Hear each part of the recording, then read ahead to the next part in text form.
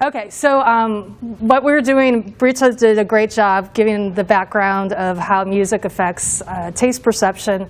What we have tried to do is take the very sterile controlled conditions of a lab and bring it into a realistic tasting room setting. So let me introduce you two of my other co-authors. This is Meaghan Frank, and this is Janice from Oxford. And we did this study last summer, and I'll tell you how we started. So our research question is, well, everyone starts at this world of walking into the wine store. How do you differentiate your wine on the shelf? And one of the things that has become important in the marketing literature is labeling and try to differentiate. And one of the trends that we see on labeling is infusing the arts into the label to make it more of a luxurious product. So this is an article that appeared in Journal of Consumer Research.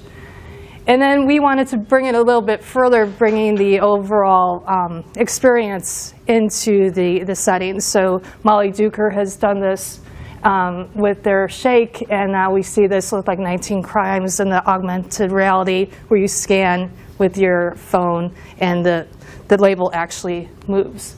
So again, Molly Duker has created a YouTube video where they say you shake the wine and it's going to change the overall experience. And sommeliers do this at the table to create more of an engaging experience. And so some research that I've done is looked at this holistic, how can we alter the cues of the experience in a fMRI, where we talked about the overall experience of going into a car dealership at like a Bellagio type setting versus a very negative experience where you have the cues of smelling tar and seeing flags going in the wind.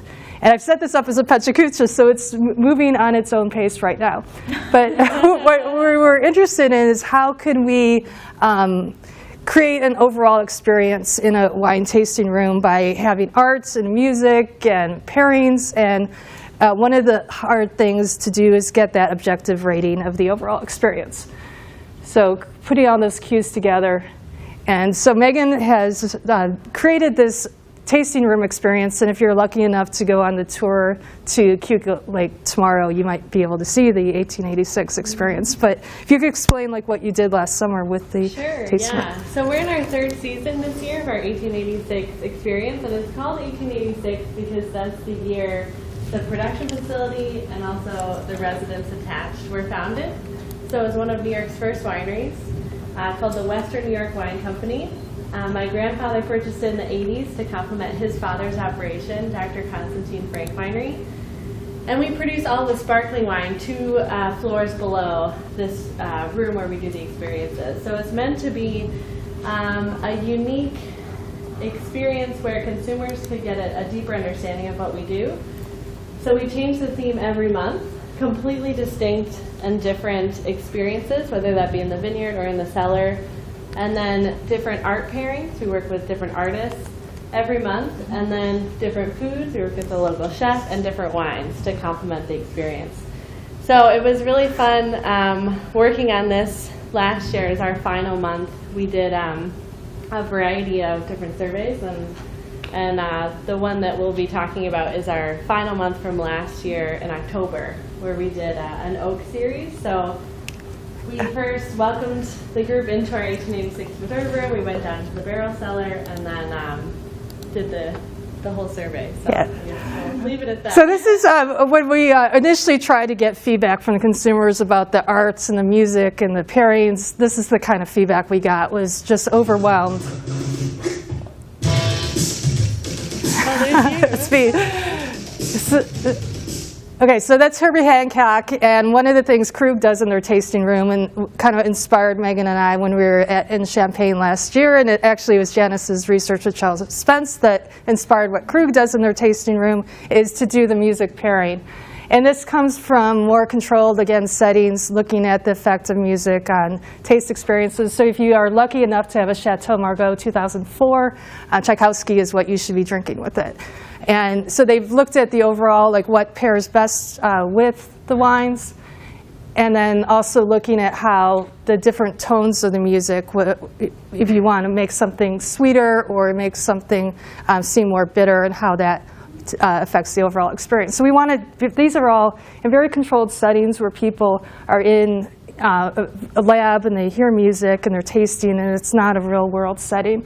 So what our goal was to, we paired with Ben Houge, who's a professor over at Berklee School of Music, and he developed a sound that used with Shivas and their oak pairing to create more of an overall taste experience for Shivas.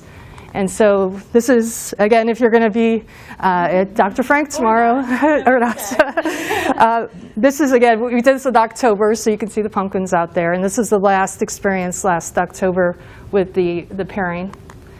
And so Meaghan, what she does is she takes them through, beginning at the house, and then through the vineyard, and then ending in the tasting room. And she talked about the effects that oak can have on the overall taste of wine, so bringing out some of the, the vanilla and other aspects to the taste experience. And then there she is. she's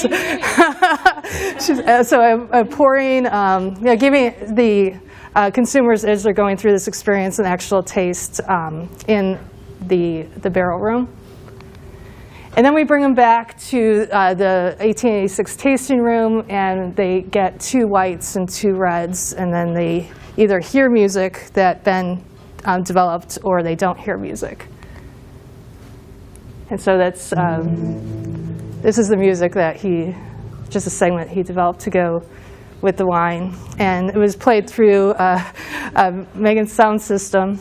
And so as they were listening to it, the music, they rated the overall wine taste. And we were looking at basically 3 dimensions of the taste, like how fruity is the wine, how spicy is it, and then how smooth is the overall taste experience. And they did this for all 4 of those wines. And what we found was that the music did affect the overall taste. So it made it seem more fruity, and it also made it seem smoother. It didn't affect the overall spiciness at all. So what we hoped to is, we were able to, even though our goal was to create a overall sensory experience, and we had to isolate the effect of the music. We found the effect.